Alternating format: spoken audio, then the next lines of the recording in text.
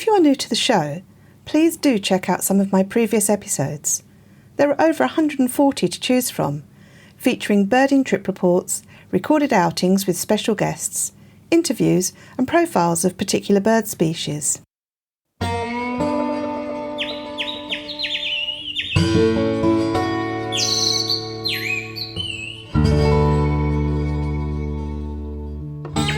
Welcome to the Casual Birder podcast. I'm Susie Buttress. As a casual birder, I take pleasure in watching the wild birds around me, wherever I am. In my show, I share the joy of birding. I tell you about the birds I've seen, speak with experts and enthusiasts, go on bird outings, and I share stories from birders around the world. My guest this episode is Dale Forbes. He's a lifelong naturalist and conservationist and became a birder at an early age. Growing up in South Africa, he was fascinated by the amazing wildlife around him, his curiosity leading him to explore the many facets of the natural world and to a career inspired by nature. He's the head of marketing strategy and insight at Swarovski Optic. He's a member of BirdLife International's advisory board and is the regional coordinator for eBird in Austria. Over the last decade, Dale has become fascinated with habitats and using them to learn where birds are, understand why they're there and how they fit into their niche. He's the author of Habitats of Europe, a field guide for birders, naturalists and ecologists, and is currently working on a second book on the habitats of Asia. During our conversation, Dale shares how he has also been inspired by the sounds of nature, and he tells me how he'd spend a fantasy birding day. This episode was recorded live at Global Bird Fair, so please excuse any background voices or noise.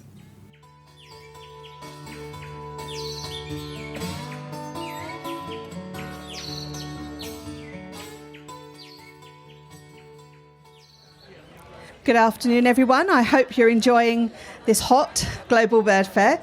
I'm delighted to be joined by Dale Forbes from Swarovski Optic. I'm looking forward to hearing all about your path to becoming a birder and what really excites you about birding. So Dale, welcome to the show. Thank you for having me. How did you start as a birder? What excited you about the birding world? Oh, that's a hard one. I was a child and my dad went on a trip to Okavango Swamp and he came back just fascinated by nature and what was out there. We weren't nature people when I was very young, but I was probably about 7 or 8 and he came back with this fascination for nature and we booked a holiday off to a nature park and from there it was just nature, nature, nature. Everything in nature. Birds were a part of that. Whereabouts did you grow up? East Coast South Africa, near Durban. So there's just wildlife and nature all around you. And when did you first become aware of the bird aspect of the wildness around you? Oh, from the first moment. Like binoculars were in the house then and I was looking at the laughing doves in the garden and the shrikes and everything from get-go. Birds have always been a very central part to my love of nature. Do you know what it was that attracted you to them? Was it the colour? Was it the behaviours? Was it the variety? I suspect that it was definitely about the challenge of finding stuff. So a little bit Pokemon Go, like a challenge of finding new things, but also that identification challenge. What is it? How do I understand it? Can I find something else interesting? But I suppose discovery has been a core theme. And has that followed you through your life? Oh, absolutely. And I've gone through many different phases of discovering different things in different parts of the world and having different interests. But discovery and curiosity is just central to me. I want to learn. I just want to learn about everything. Now, you work for Swarovski Optic. Can you tell me a little bit about what you do there? I am responsible for marketing strategy and insight. So I actually started off in product management, thinking about how do we create great products? What are the next great products to be doing? And as I developed in my career, I was thinking more about the company as a whole. Like, how do we develop as a company and what information do we need to have? How do we understand birders better to create better products? Yeah, I had a quick look at the Swarovski stand and there's a lot there to be very desirous of. But you have such a range of optics there, from, like the small binoculars up to massive scopes. How would you describe your product range? Who would it appeal to? Oh, everybody has their own interests. And I suppose this wide product range is because different people have different interests. And we're trying to cover this. How do we be a better part of, or how do we become better enablers for people to discover nature? So what are you currently working on as a product that we might be interested in? Oh, I couldn't tell you that, but... Tell me some secrets. Couldn't tell you about the future, but what we have new at the fair are the NL42s in burnt orange, and so everybody knows our classic forest green color. It's kind of like our red Ferrari. It's like our color, and everybody loves that color. Well, we love that color as well. But what we started to notice, if you look at nature, there is lots of green out there, particularly in spring and summer. But if you look a little bit closer, there are these accents of color. And color and vibrancy have something to do with like enjoyment of life and fun, excitement and confidence. And so we wanted to bring a little bit more color into our range, and just to kind of reflect that idea of getting out in nature and discovering all sorts of cool things. And the burnt orange color is now being expanded into more and more products just to offer people different options. It's a very attractive color, and I can absolutely see about how it stands out and it emphasises kind of fun and enjoyment. I really like that. Talking of fun and enjoyment, I know that you've travelled around the world quite a bit. You're currently in Austria, is that right? Correct, I'm based in Austria. Yeah. So how does that compare to the birding that you did when you were growing up? Ooh, I suppose I couldn't compare myself to how I was when I was growing up. I was a different individual and I saw the world through different eyes. Right now, I am very interested in habitats. And so how do birds and other wildlife fit into habitats? Where I live, we've got, for example, in front of my house, we've got some willow, poplar, riparian forest. And there we've got a couple of habitat specials. We've got icterine warbler. It's just in that habitat. Short-toed tree creeper. It's just in that habitat. As soon as you go a little bit higher into the montane zone, into the riparian forest and the montane zone, we switch to Eurasian tree creeper. And so a lot of my thinking at the moment is just how does nature fit together? Where are birds and why are they there? And how do I understand that? I haven't really thought about habitats too much. Being the casual birder, I'm still learning. We're all learning. Well, we are all learning. That's the thing about birding. There's so much to learn. There absolutely is. Austria has a lot of exciting birds from the sound of it, with the icterine warbler, which would be a big excitement to be found over here. We have the occasional records. Short-toed tree creeper I've seen in Portugal, but it's quite hard to distinguish from our common Eurasian tree creeper. So it's interesting that you were mentioning about the habitat making a difference about where they're found as well. Oh, absolutely. I mean, that's certainly the case in the Alps. They just like different habitats. They like different tree structures. And we have lots of birds like that. If we're going and... so I've just finished Habitats of Europe. It's a book about habitats, and it's about helping people see nature through the eyes of birds. So how do you walk through nature and then be thinking, what could be there? And I know that I've been doing this intuitively for the last decade in the Alps, where I'll look at a landscape and think, oh, look at that slope over there. I'm going to find alpine accenta there. And I know that I'm only going to find them there and not on any of the other slopes because that's their specific habitat requirement. And that's how I see the world. And the more I dive into this, the more I discover about what's around me. That's something I hadn't really thought about, but I can see would add such a massive dimension to birding. And I guess also you're noticing the plants and the other sort of life around, which would feed into what birds would be around as well. Absolutely, it's all linked. And I'm not an expert in anything, but I'm super curious. And so always trying to discover stuff, and things like iNaturalist. I just love iNaturalist as a platform because just today I was sitting at lunch and there were some flowers and a hoverfly came in. And I've just started to learn about hoverflies, but here I could take a couple of photos, put it into iNaturalist, and I'm getting an identification. And this is just opening up worlds for me because I'm a casual nature observer. I'm just looking at everything everywhere and I'm slowly discovering things. And so you mentioned that you've actually published that book. So the Physical copies will come out the end of the year, beginning of next year, but right now it's at the printers, which is very exciting. Yeah, it's very exciting. We should look out for that. This show is very much about the joy of birding, and you're reflecting some of that in some of the things you're telling me. Can you tell me about some moment that you've had? Ooh. What has brought you birding joy recently? So I love sound and I love soundscapes. And so I would have to say that my most powerful moments are typically when I am out in nature and I can just be immersed in a soundscape, when I can just hear all these birds and insects and things around me. That moves me in a very deep, visceral way. And I've had countless moments like that, and these are very powerful. I suppose that's why I got into the whole soundscape thing and sound recording and creating soundscapes. Tell me a bit more about that. Yeah, so what I've been doing is, with my great big parabola, I'll then record bird sounds wherever I am, and these would typically be tracks of just a few minutes long, and I'll weave them together in a composition to create something like an hour-long soundscape, which gives you the feeling of moving through this landscape and discovering the different types of sounds. So it's different to just a microphone in one location for an hour, but it's more this ebb and flow of how nature changes as we discover it, as we're moving through nature. So where have you done these recordings? What sort of places have you chosen?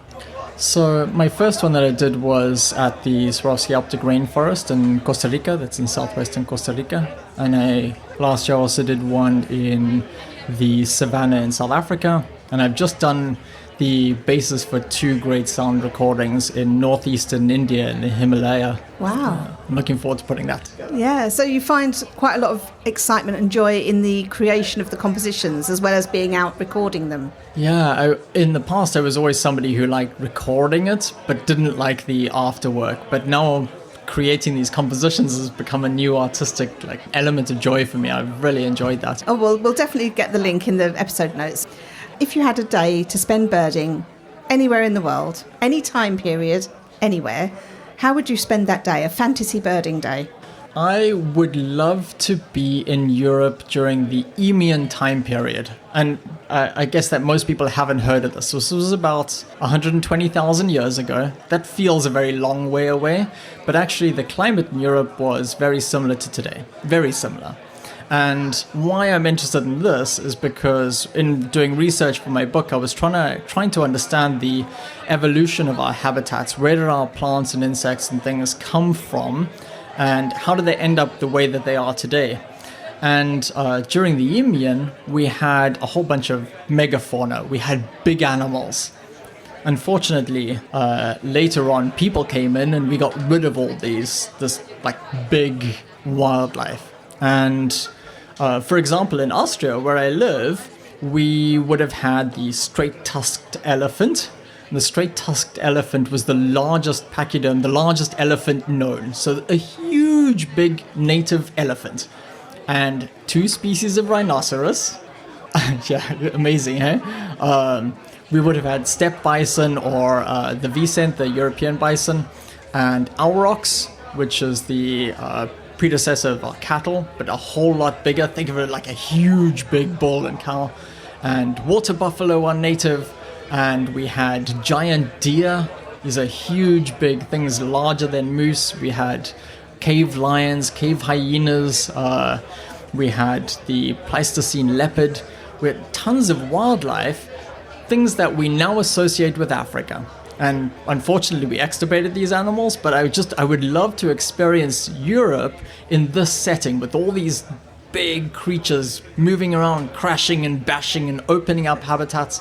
And we know that during the Eemian, about half of Europe would have been open habitats, which is very different from our thinking now is that, Europe should be this dark, primeval forest.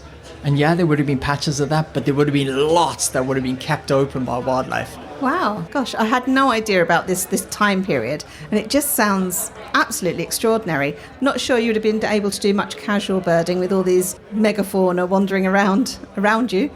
So it would have been more interesting, more tree climbing. Yes. And I love the way that nature offers so many different ways for us to experience nature. And I spoke about like sound recording, but each of us have our own way of discovering nature. And I think that that's beautiful. And I love the way that different people do it in different ways.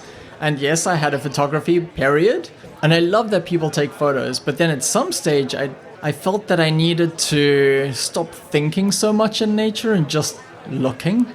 And kind of turn my brain off. My brain is very active in my day job and in my writing books and stuff. I just want to be in nature, and I just want to look at things and use my binoculars and just enjoy that. No, absolutely. And I really like what you say about, we all have our own ways of enjoying nature, and it's finding that passion, finding that way, because the important thing is that we all get out there and notice nature and enjoy it. The more we're connected to it, the better for everyone. And that's certainly becoming like a very strong thread within our thinking in the company.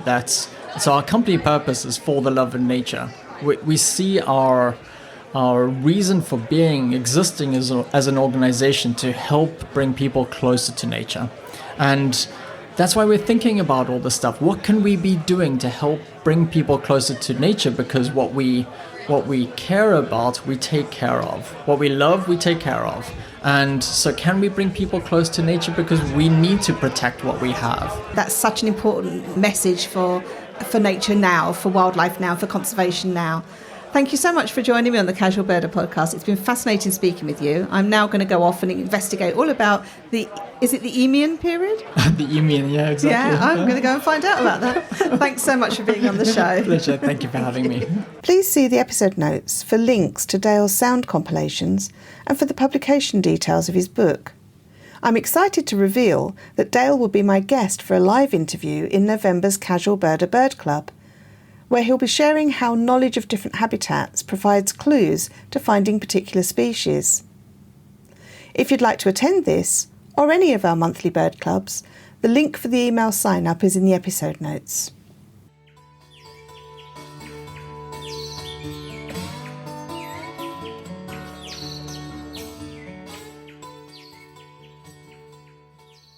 Our Casual Birder community is one of the most welcoming, well-informed and kindest that I know. And we'd love to get to know more about you and your birding experiences. There's a few ways to get connected. There's our wonderful online Casual Birder community, which is hosted on the Circle platform. Away from the noise of other social media, it's a fantastic place to share trip reports and photos, ask questions of the community, and just hang out. Details of how to join are in the episode notes. We'd love to see you there. And there's the Casual Birder Bird Club, a monthly online bird group. With regular attendees from the UK, Germany, Canada and Australia, we share our recent bird sightings and experiences, and there are dedicated sessions for sharing bird photographs. We also have some upcoming special guest presentations, like this month's one with Dale Forbes. So if you've ever thought about joining us, sign up now to our email list to receive the notifications. As always, the link is in the episode notes. And I always enjoyed just hearing what birds you've been seeing, so do tell me about them using the contact page on my website, casualbirder.com, or comment on my social media posts. I love making the Casual Birder podcast and sharing my interviews and experiences with you. However, it does take a lot of time and requires the purchase of various tools for sound editing and podcast production. If you'd like to support the show, tips are always welcome via ko-fi.com. 5 virtual coffees would cover 1 month's fees on the hosting platform that I use, which delivers the show to all available podcast listening locations. You can send a one-time only tip or set up monthly support. My goal is to raise enough for 12 months of hosting fees, and any support from you is gratefully received. Heartfelt thanks to my most recent supporters, long-time listeners Brant and Sarah, and new listeners Lucy and Brendan. I met Lucy and Brendan in Suffolk at Boynton Marshes, as we were leaving the location that a black stork had been visiting.